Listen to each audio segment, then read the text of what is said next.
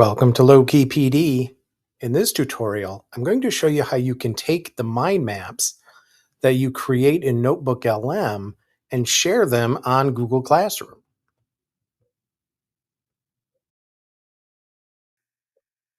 So there is something you can do with mind maps in NotebookLM that I think could be somewhat useful in the future, although right now I can't get it to seem to do what I'd like it to do.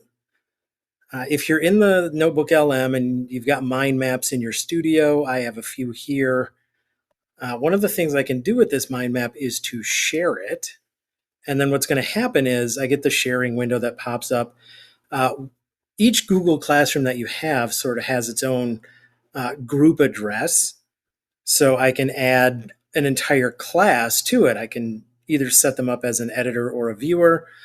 But the way you would share this is you would make sure you have either the right people or the right classroom that you want to share it with. And then eventually you're going to click save. So these are already on here for me. There's nothing really for me to do here, but I can copy the link to this artifact. And now that I have that link, all right, I'm going to show you what you can do with it in Google Classroom. So here I am in that Algebra 1 class in Google Classroom, and I'm just going to, create a new material or something.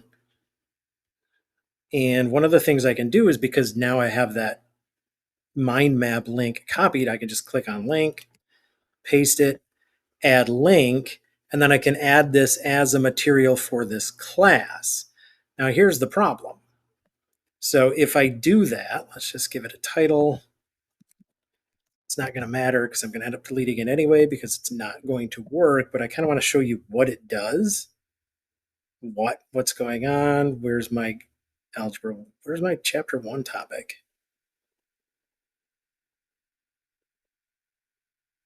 I might have deleted the topic. Oh, well, it doesn't matter. It doesn't need a topic. Post. And here's that mind map. So I click on it. Here's a link to the mind map. The mind map opens up. But if you're familiar with mind maps in NotebookLM, when you click on one of these bubbles, it's supposed to enter it as a prompt. And click on it and nothing happens. So it's not really doing what I would expect it to do, kind of buggy behavior, but it doesn't really matter anyway because you can share the entire notebook with that class on Google Classroom, and then they'll have access to the mind map and the prompts anyway.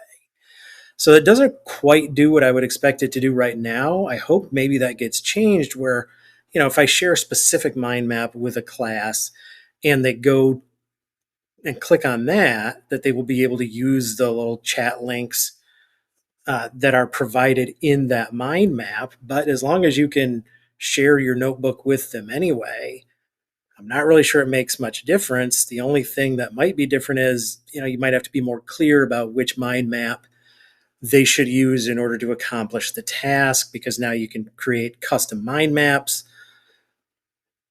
But if you want them to use a specific one, it would be nice to just give them the link to that one and then have that one function properly. It just doesn't seem to be doing exactly that right now.